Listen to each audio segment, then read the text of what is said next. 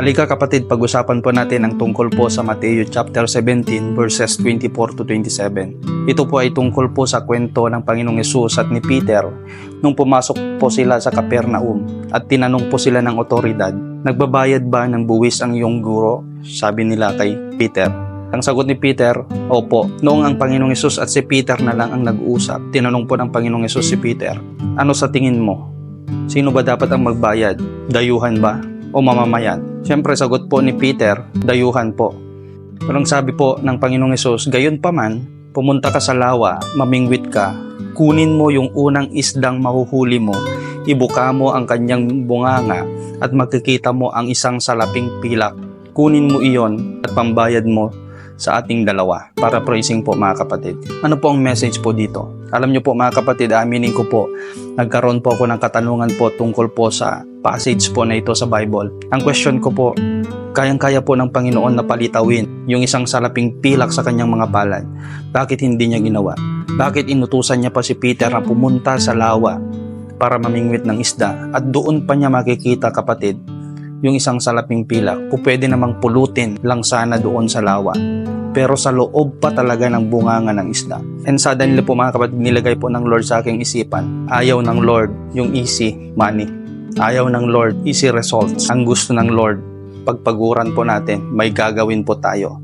Kaya nga po mga kapatid, tayo po ay sinanay po sa katagang na sa Diyos ang awa, na sa tao ang gawa. Kailangan po nating kumilos mga kapatid. Gusto nating makakita ng resulta, dapat kumilos po tayo. Gusto nating lumago ang church na kinabibilangan po natin, kumilos po tayo. Hindi po tayo tinawag ng Lord para tagaupo lang. Hindi po tayo tinawag ng Lord para walang gagawin. Meron at meron pong pinapagawa ang Lord sa iyo. At sa part po ni Peter po mga kapatid, bakit kaya nagtiwala kaagad si Peter? Kung babasahin po natin mga kapatid, sa mga previous po na verses, ang dami pong ginawa na miracles ni Lord bago po yung pangyayaring yon.